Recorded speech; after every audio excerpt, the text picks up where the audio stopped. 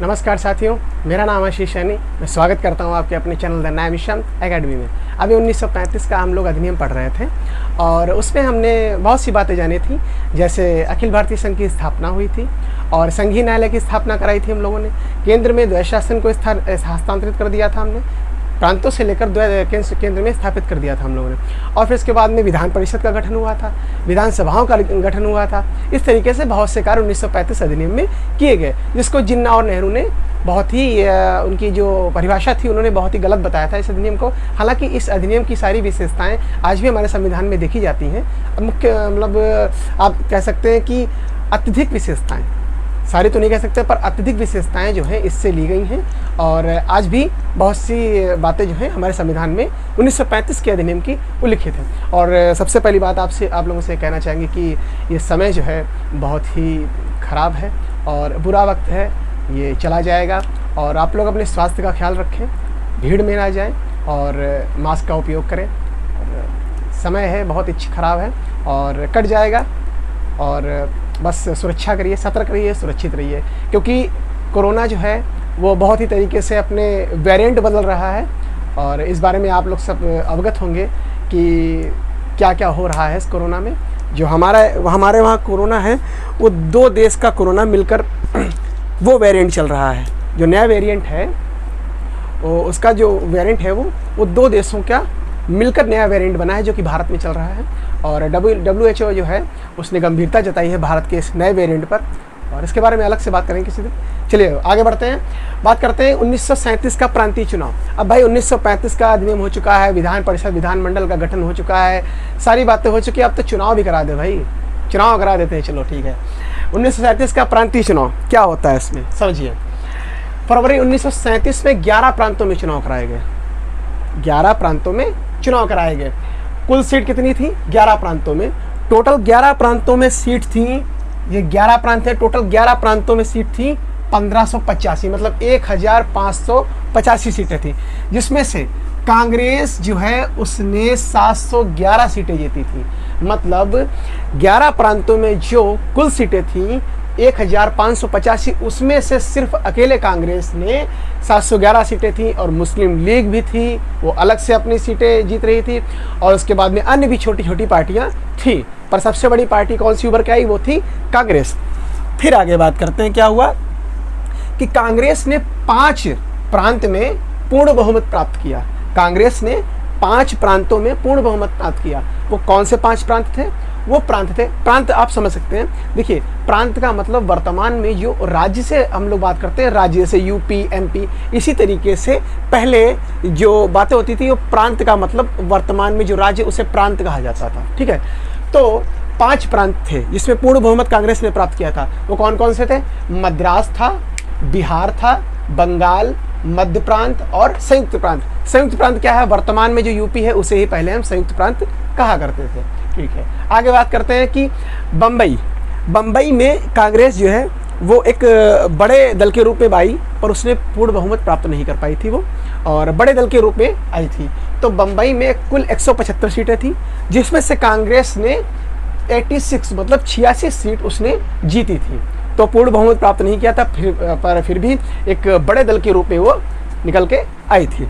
फिर बात करते हैं कि यूपी जो हमारा वर्तमान यूपी है, यूपी में 288 सीटें थी, जिसमें से 134 सीट कांग्रेस को प्राप्त हुई।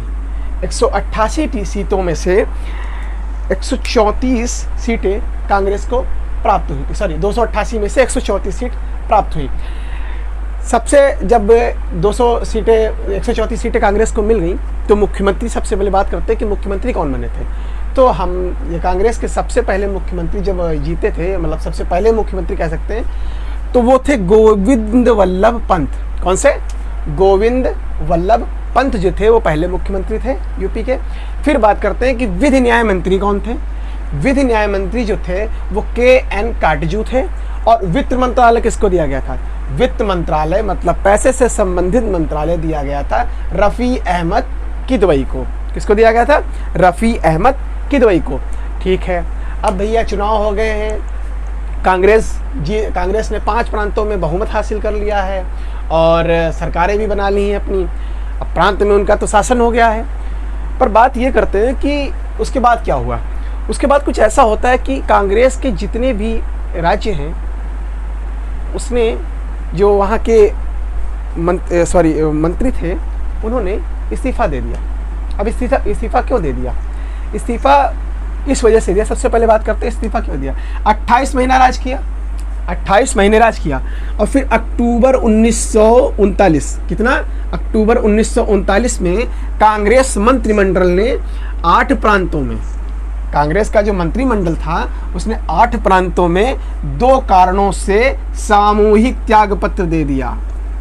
कैसे दिया था? सामूहिक, मतलब सबने एक साथ त्यागपत्र दे दिया। कोई बड़ी बात होगी भाई, अगर सब लोग एक साथ त्यागपत्र दे रहे हैं, रिजाइन कर रहे हैं, तो कोई बड़ी बात ही होगी, तब तो रिजाइन कर रहे हो।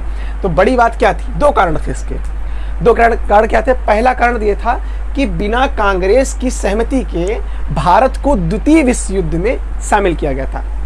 किसमें शामिल किया गया था? भारत को द्वितीय विश्व युद्ध में शामिल किया गया था कांग्रेस की सहमति के बिना।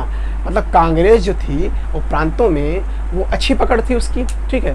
और जो गवर्नर जनरल थे उन्होंने बिना सहमति के, मतलब ब्रिटेन ने कांग्रेस की बिना सहमति के भारतीयों को द्वितीय विश्व युद्ध के लिए शामिल कर लिया उसमें। तो भाई कांग्रेस वाले गुस्सा गए कि भाई ऐसे कैसे हो सकता है कि आप बिना पूछे काम कैसे कर सकते हैं, भारतीय हमारे हैं और आप कैसे इनका प्रयोग कर सकते हैं, वो भी बिना पूछे। तो फिर सबसे पहली बात ये थी। दूसरी बात क्या हुई कि कांग्रेस के युद्ध उद्देश्य की घोषणा तथा युद्धोपरांत, मतलब युद्ध के बाद भारत की स्वतंत्रता की मांग की उपेक्षा की गई थी। कांग्रेस किस चीज़ की मांग कर रहा था? कि भारत को स्वतंत्र किया जाए और एक स्वतंत्र राज्य की स्थापना, स्वतंत्र सरकार की स्थापना की जाए। तो जब युद्धोपरांत क्या हुआ, युद्ध हो गया, उसके बाद युद्धोपरांत भारत की स्वतंत्रता की मांग की उपेक्षा की गई थी। ये 2 कारण थे जिसकी वजह से सामूहिक रूप से कांग्रेस के मंत्रिमंडल थे उन्होंने त्यागपत्र दिया था। 8 प्रांतों में, 8 प्रांतों के जो मंत्रिमंडल थे उन्होंने त्यागपत्र दे दिया था। ये थे भाई वो 2 कारण जिसकी वजह से प्रांतीय चुनाव हुए थे। अब प्रांतीय चुनाव में मुख्य बातें, ऐसे बहुत सी बातें हैं पर मुख्य बातें समझने की ये हैं कि कितने, कब हुआ था ये? फरवरी 1937 में। कितने प्रांतों में हुआ था? 11 प्रांतों में। सीटें कितनी जीती थी कांग्रेस ने? 711। यूपी के मुख्यमंत्री गोविंद वल्लभ पंत, विधि न्याय मंत्री KN काटजू, वित्त मंत्रालय रफ़ी अहमद किदवई, ठीक है। यूपी में सीटें कितनी जीती थी? ठीक है, बस कितने महीनों बाद उसने त्यागपत्र दे दिया था? 28 महीने बाद, बस बात खत्म।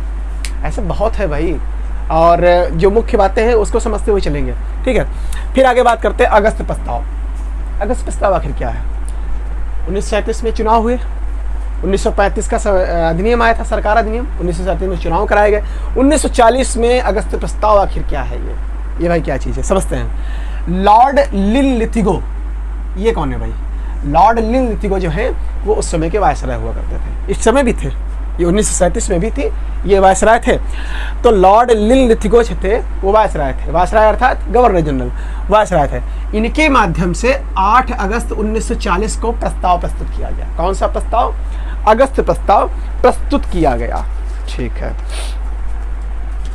अगस्त प्रस्ताव प्रस्तुत किया गया जिसे अगस्त प्रस्ताव का नाम दिया गया। अब भाई अगस्त में ही हुआ था, 8 अगस्त, इसीलिए इसे अगस्त प्रस्ताव दे दिया गया, ठीक है, क्लियर है। फिर बात करते हैं कि अगस्त प्रस्ताव में ये प्रस्ताव क्यों आया। ये प्रस्ताव इसलिए आया कि जो कांग्रेस था वो स्वतंत्र भारत की स्वतंत्रता चाहता था, ठीक है। मुस्लिम लीग जो थी वो भारत का विभाजन चाहती थी, मुस्लिम लीग जो थी वो भारत का विभाजन चाहती थी, वो पाकिस्तान को बनाना चाहती थी।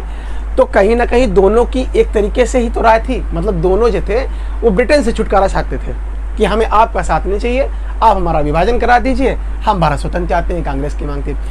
तो बात यूँ होती है कि इसमें 3 बात रखी गई। अब भाई जैसे ही इन्होंने बात रखी कि कांग्रेस ने कि हमारा ये काम करिए, आप हमें स्वतंत्र भारत बनाइए, उसके बाद में हम आपको युद्ध में मदद करेंगे, तो भाई ये कह दिया कि ये तो भाई बड़ी गलत बात कह दी इन्होंने। अब कुछ ज़्यादा ही मांग ले, जैसे आप छोटा बच्चा है आपके पास में, ठीक है, तो आपसे कह दे कि पापा हमें कार चाहिए, तो कार तो भाई बड़ी महंगी आती है, तो आप उसे समझाने के लिए क्या कहेंगे? आप उसे खिलौने वाली कार दिला देंगे। अब कहेगा नहीं हमें बड़ी कार चाहिए, तो वो क्या होता है, तो आप उसे समझाने कुछ ना कुछ तो करते हैं। वो इस प्रस्ताव में किया गया था, मतलब मांग कर रहे थे वो स्वतंत्रता की, भारत की स्वतंत्रता की, पर वो दे क्या रहे थे, टॉफी दे रहे थे, खिलौने। आप मांग रहे थे BMW, आपको मिल रही थी साइकिल, आपको मिल रहा था वो खिलौने वाली कार। वो देखिए क्या होता है इसमें। तो सबसे पहली बात, इन्होंने भारत की स्वतंत्रता मांगी कांग्रेस ने, तो इन्होंने दिया क्या, इन्होंने दे दिया कि भैया गवर्नर जनरल की जो कार्यकारिणी परिषद है, जो कार्यकारिणी परिषद है में भारतीयों की संख्या बढ़ा दीजिए। क्या कह दिया कि जो गवर्नर जनरल की कार्यकारिणी परिषद है अब भारतीयों की संख्या बढ़ा दीजिए। तो क्या भारतीय इससे खुश हो जाएंगे? देखते खुश होते नहीं खुश होते। दूसरी बात, युद्ध सलाहकार परिषद का गठन किया जाए। ये भैया एक और टॉफी लीजिए, युद्ध सलाहकार परिषद का गठन किया जाए जिसमें भारतीय हों, इसमें अत्यधिक भारतीय हों। ठीक है भाई। तीसरी बात क्या थी, वैसे 5 मुख्य बातें थी, उसमें से 3 बहुत ही मुख्य हैं। ठीक है, जो मैंने वो चीज़ समझी वो लिखी। तीसरी कौन सी थी, भारत का संविधान बनाना भारतीयों का अपना अधिकार है। संविधान की बात कर रहे हैं, देखिए भारत का संविधान बनाना भारतीयों का अपना अधिकार है। और भाई ये दे दिया कि भैया आप संविधान निर्माण की ओर अग्रसर होइए, हम आपके साथ हैं। देखिए मांगा क्या, कांग्रेस ने मांगा था कि मैं स्वतंत्र भारत चाहिए। वो दे क्या रहे थे, वो दे रहे थे कार्यकारिणी परिषद में भारतीयों की संख्या बढ़ा दीजिए, युद्ध सलाहकार परिषद का गठन कर दीजिए, उसमें भारतीयों की संख्या बढ़ा दीजिए, भारतीय ज़्यादा होने चाहिए, भारत का संविधान, भारत जो है जो संविधान की ओर अग्रसर होइए। अब मांग रहे तो कुछ और मिल कुछ और रहा था। वो तो भैया मगर कांग्रेस थी, मुस्लिम लीग थी, वो कह रही थी ना मैं नहीं मानने वाला, मैं तो भैया लेके रहूँगा, मुझे वही चाहिए। जैसे नहीं कुछ बच्चे ऐसे होते हैं कि बड़े भाई बिगड़े होते हैं वो, अब उन्होंने कह दिया कि मुझे चाहिए गाड़ी, तो भैया गाड़ी चाहिए बड़ी वाली। अब वो किसी से संतुष्ट होने वाले नहीं है, तो उन्हें चाहिए बड़ी गाड़ी। तो इसी प्रकार से कांग्रेस जो थी, कांग्रेस और मुस्लिम लीग दोनों ने इस पर असंतोष जाहिर कर दिया कि भैया हमें ये नहीं चाहिए। ठीक है। दूसरी बात, कांग्रेस क्या चाहती थी, कांग्रेस चाहती थी भारत की स्वतंत्रता। क्लियर। दूसरी बात, मुस्लिम लीग क्या चाहती थी, मुस्लिम लीग चाहती थी भारत का विभाजन। भाई ये नहीं उतर रहा नीचे, भारत का विभाजन चाहती थी मुस्लिम लीग। हाँ, जिन्ना जी के सुर बदल गए थे, जिन्ना जी के सुर बदल गए थे उनके। तो उन्होंने क्या किया, उन्होंने मांग कर रहे थे कि मुझे भारत विभाजन चाहिए, मुस्लिमों का एक अलग राज्य बना दीजिए, राज्य था देश बना दीजिए, उनकी मांग थी। और कांग्रेस की मांग थी भारत की स्वतंत्रता। मोटिव समझिए, मुस्लिम लीग क्या मांग रहा था और कांग्रेस क्या मांग रहा था। ठीक है, इसीलिए जिन्ना पूजे जाते हैं कहाँ, पाकिस्तान में। ठीक है, आगे बात करते हैं। अतः अगस्त प्रस्ताव 1940 असफल रहा। इनकी कांग्रेस की, मुस्लिम लीग की न बातें ब्रिटेन वालों ने, वायसराय ने मानी, न उनकी बातें इन लोगों ने मानी। तो प्रस्ताव क्या हुआ, असफल रहा, कोई उसका कार्य नहीं रहा। तो कुल मिला के क्या कह सकते हैं कि अगस्त प्रस्ताव जो था वो पूर्णतः असफल रहा। अब कहेंगे असफल रहा तो क्यों पढ़ते हैं भाई, जानकारी के लिए, क्वेश्चन बनते हैं यहाँ से इसलिए पढ़ते हैं। ठीक है, आगे बात करते हैं कि कांग्रेस ने क्या किया कि व्यक्तिगत सत्याग्रह चालू कर दिया। व्यक्तिगत सत्याग्रह, जिसके पोषक कौन थे, गांधी जी थे। व्यक्तिगत सत्याग्रह के पोषक कौन थे, गांधी जी थे। और कांग्रेस ने व्यक्तिगत सत्याग्रह में क्या किया कि 17 अक्टूबर 1940 को पवनार आश्रम, ये महाराष्ट्र में है, पवनार आश्रम महाराष्ट्र से शुरू किया। क्या शुरू किया, व्यक्तिगत सत्याग्रह। और पहले व्यक्तिगत सत्याग्रह करने वाले कौन थे, विनोबा भावे। कौन थे, विनोबा भावे। और दूसरे थे जवाहरलाल नेहरू, अपने पुराने चचा जी जवाहरलाल नेहरू। ठीक है, फिर बात करते हैं ये जो आंदोलन था, ये जो सत्याग्रह मतलब व्यक्तिगत सत्याग्रह था, इसे क्या कहा गया था, इसे कहा गया था दिल्ली चलो आंदोलन। पूछा जाता है कि दिल्ली चलो आंदोलन क्या है, तो क्या है, व्यक्तिगत सत्याग्रह जो है वो दिल्ली चलो आंदोलन है। तो आप लोगों को समझ में आ गया होगा कि क्या हो रहा है। और सबसे बड़ी बात कि यहाँ पर मुस्लिम लीग किस बात कर रही है, भारत विभाजन की।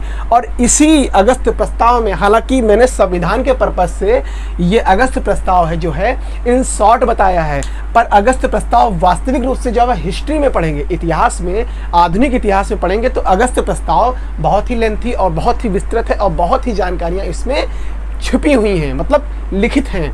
तो इसमें ही पाकिस्तान की मांग होती है। और ये भी बात आती है कि सबसे पहले पाकिस्तान का शब्द किसने दिया था, पाकिस्तान का अर्थ क्या है, पाकिस्तान का अर्थ क्या है, ये PAKISTAN, पाकिस्तान का अर्थ क्या है ये भी बताया गया था। ठीक है, ये 1940 का यह प्रस्ताव की बात है। तो ये सारी बातें जो हैं ये आधुनिक भारत की बातें हैं। ठीक है, आधुनिक भारत की बातें हैं और उतना हमें संविधान में जानने की जरूरत नहीं है। ठीक है, संविधान के पर्पज से जो जानकारी हमें चाहिए थी वो मैंने आपको दे दी है। अगस्त प्रस्ताव 1940 में और संविधान के पर्पज से 1937 का प्रांतीय जो चुनाव था उसमें जितनी जानकारी चाहिए आपको मैं दे चुका हूँ। ठीक है, वीडियो अगर अच्छी लगी आपको तो लाइक कीजिएगा, सब्सक्राइब कीजिएगा और लोगों के साथ जरूर शेयर करें, क्योंकि आपका 10 मिनट 15 मिनट जो है और आपके भविष्य को उज्जवल बना सकता है। और अगर आप कॉम्पिटिटिव एग्जाम की तैयारी नहीं भी करते हैं तो आपको जानकार बना देगा। और जिस प्रकार से बातें हो रही हैं अभी कि दवाई पर जो मेडिसिन है, वैक्सीन है, अगर उस पर GST हटा दिया जाए तो दवाई सस्ती हो जाएगी, जो कि पूर्णतः गलत है। अगर GST वैक्सीन से हटा दिया जाएगा तो वैक्सीन और सारी दवाएं महंगी हो जाएंगी। निर्मला सीतारमण जी ने बताया है और इसका सेशन किसी और दिन रखेंगे, समझाएंगे आपको कि GST क्यों इम्पोर्टेंट है सब चीज़ों पर। मैं किसी का पक्ष नहीं ले रहा हूँ, मैं ना बीजेपी में हूँ ना कांग्रेस में, ना कुछ, मैं किसी में नहीं, पर मैं यहाँ सिर्फ एक छात्र हूँ, मैं एक टीचर भी नहीं हूँ, मैं एक सिर्फ छात्र हूँ जो सीखने और सिखाने की चाह रखता है। बस इतनी सी बात है। और दूसरी बात यह कि आप अनजान मत रहिए किसी चीज़ से। ठीक है, आप जो है कि सारी चीज़ों को जाने कि वो है क्या वास्तविकता। जिस प्रकार से अभी 5G की बातें हो रही हैं, जिस प्रकार से अभी GST की बातें हो रही थी, आप इसे गहराई में जाइए कि ये है क्या चीज़, समझिए इसे कि क्या वाकई दवाइयों पर GST हटाने से दवाएं सस्ती हो जाएंगी। जी नहीं, महंगी हो जाएंगी। बताएं किसी और दिन। मिलते हैं नेक्स्ट वीडियो में। नमस्कार।